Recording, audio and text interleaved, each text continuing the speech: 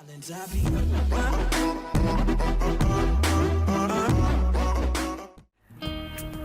To all, क्या हाल चाल है?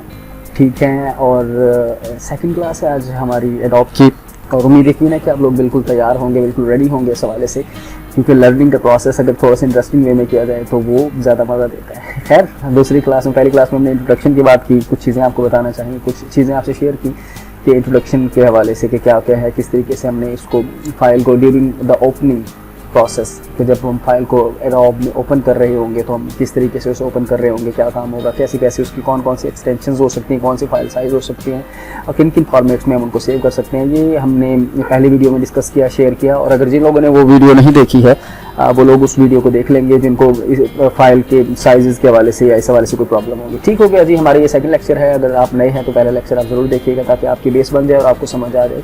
आज हम थोड़ा सा बात करने वाले हैं एडोब के हवाले से कि हम देखेंगे कि इसका इंटरफेस क्या होता है। ये सारा इसका इंटरफेस आपको नज़र आ रहा होगा, जहाँ से हम इंटरफेस का मतलब वो एक ऐसी लोकेशन, एक ऐसी विंडो होती है जहाँ पर हम यूज़र इंटरेक्ट कर सके उस अपने सॉफ्टवेयर के साथ। तो इंटरफेस है हमारे सामने।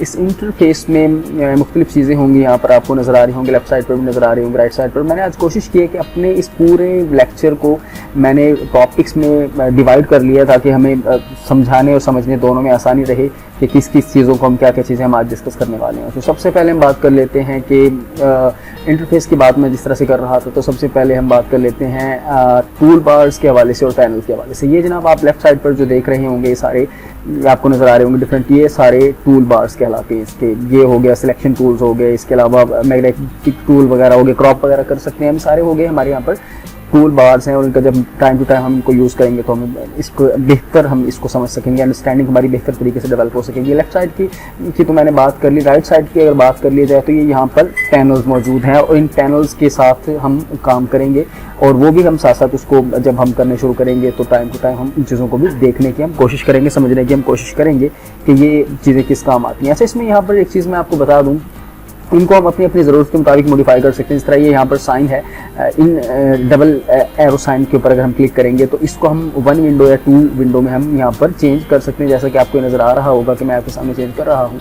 इसी तरीके से ये हमारे पैनल्स वगैरह हैं, इनको हम अपनी मर्ज़ी से अपनी ज़रूरत के मुताबिक इनकी मॉडिफिकेशन कर सकते हैं। इनको हम जहाँ चाहें वहाँ पर अपनी मर्ज़ी का एक वर्क स्पेस बना सकते हैं और उस वर्क स्पेस के अकॉर्डिंग हम फिर उस पर काम भी कर सकते हैं। जिस तरह आप ये देख रहे होंगे कि मैं यहाँ पर इसको ले आया या फिर इसको मैं यहाँ पर ले आऊँ, इसको मैं अगर टॉप पर लेकर जाना चाहता हूँ, इसे टॉप पर ले जाऊँ, इसको मैं बॉटम में रख लूँ। इस तरीके से हम ये वर्क स्पेस बनाकर हम इस वर्क स्पेस को अपनी ज़रूरत के मुताबिक हम डेवलप करेंगे, और डेवलप करने के बाद हम इसको सेव भी कर सकते हैं। तो ये हमारा सेव हो जाएगा वर्क स्पेस जनाब, और उसके बाद हम उसके ऊपर काम शुरू कर सकते हैं। वर्क स्पेस के ऊपर यहाँ पर आने के बाद हमने ये करना है कि इस वर्क स्पेस को आकर हमने सेव कर लेना है, जो हम बनाना चाह रहे हैं वो हमारा वर्क स्पेस यहाँ पर सेव हो जाएगा जनाब। ये आपको नज़र आ रहा है। अगर ऐसा भी होता है, समटाइम्स ऐसा होता है कि हम काम कर रहे हैं या काम करते करते हमारे से इनमें से कोई चीज़ मिसप्लेस हो जाती है, गुम हो जाती है, मिलती नहीं है। सपोज़ ये मैं आपके सामने जिस तरीके से इनको मैं यहाँ से हम इसको फ़र्ज़ करें, ये इस तरीके से कोई ऐसा एक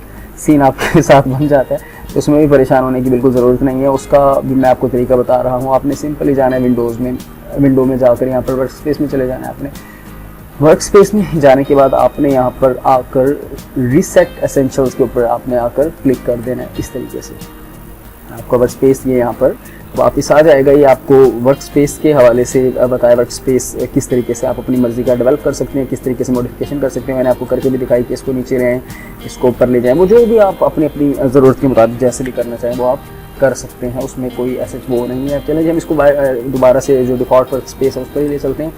अच्छा जी, इसके बाद हमारे पास नेक्स्ट हम बात करेंगे, नेक्स्ट हमारी बात होगी, ये हमने टूल बार्स की और साइड पैनल्स की हमने बात कर ली। अब हम बात कर लेते हैं कि अपनी मर्ज़ी का, मैंने आपको बताया कि किस तरीके से हम वर्क स्पेस क्रिएट कर सकते हैं, ये भी हमने डिस्कस कर लिया। अच्छा जी, अब डिफ़ॉल्ट वर्क स्पेस को रिट्रीव कैसे किया जाता है ये भी मैंने आपको बताने की कोशिश की है कि विंडो में जाकर वहाँ पर वर्क स्पेस में जाकर आपने वहाँ पर रीसेट उसको कर लेना है। उसके बाद अब हम जब काम शुरू करेंगे, यहाँ पर हम काम करने लगेंगे तो हमें यहाँ पर बहुत सारी चीज़ों को देखना होगा, बहुत सारी चीज़ों को समझने की कोशिश करनी होगी। मुख्तलिफ़ किस्म के उसके पिक्सल्स यहाँ पर हमें नज़र आ रहे होंगे, जूम इन जूम आउट करना पड़ेगा क्योंकि रास्टर बेस्ड सॉफ्टवेयर है तो इसके ऊपर बहुत ज़्यादा ये चीज़ें मैटर करती होती हैं। तो सपोज़ हम यहाँ पर अगर काम कर रहे हैं, सपोज़ यहाँ पर मैंने लिख दिया है सपोज फर्ज करते हैं यहाँ पर मैंने लिख दिया है, या मैं किसी इमेज के ऊपर काम कर रहा हूँ, सपोज मैंने यहाँ पर ही लिख दिया। अब मैं ये चाह रहा हूँ, या मेरे पास कोई इमेज है उसमें से किसी चीज़ को मैं डिलीट करना चाह रहा हूँ, किसी नुक्ते को मिटाना चाह रहा हूँ, या ऐसा कुछ भी करना चाह रहा हूँ, तो डेफिनेटली मुझे उसको थोड़ा सा जूम करना पड़ेगा। अच्छा, उसके जूम करने के दो तरीके हैं। पहला तरीका ये है कि आपने कंट्रोल का बटन प्रेस करना है आपके कीबोर्ड से, और आपने प्लस साइन को प्रेस आपने कर लेना है। कंट्रोल को प्रेस करने के बाद आप जब प्लस साइन को आप प्रेस कर लेंगे, तो प्लस साइन को प्रेस करने के बाद जब आप यूँ प्रेस करेंगे तो इस तरीके से ये जूम इन होता जाएगा। देख रहे हैं अब आप कि आपको ये बेहतर तरीके से, आपने यहाँ पर इस लफ्ज़ को लिखा हुआ आपको ये नज़र आ रहा होगा, और आप इसके ऊपर बेहतर तरीके से आप इस पर काम कर सकते हैं। इसमें कोई चीज़ें अगर आपने कोई रिमूव करनी है या कुछ ऐड करना है तो आप वो कर सकते हैं। इसी तरीके से अगर आप वापस जूम आउट करना चाह रहे हैं तो जूम आउट करने के लिए माइनस का साइन है, या अब यहाँ पर ही देखें दिखा रहा होगा कि हम कितना जूम हुए, वो जूम की हमारी डायरेक्शन क्या है, कितनी डायरेक्शन में 0.007 पर हम 0.005 पर हम मौजूद हैं इस टाइम। अब इसको जूम आउट हम करना चाहें तो ये हम जूम आउट करके इसको अपनी नॉर्मल पोजीशन के ऊपर हम वापस लेकर आ रहे हैं। ठीक हो गया जी।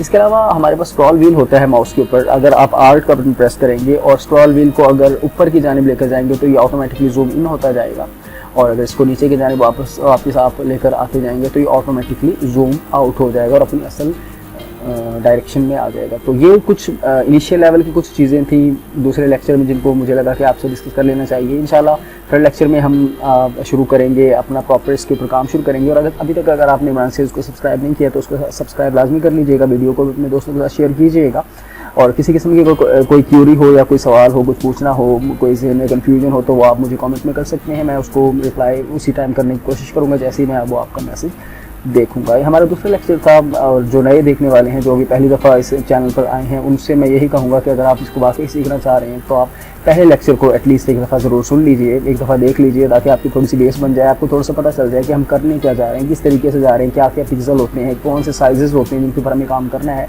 या हम बेहतर तरीके से कर सकते हैं। अपना ख्याल रखिएगा। इंशाल्लाह नेक्स्ट वीडियो में मुलाकात होती है। टिल देन अल्लाह हाफिज़।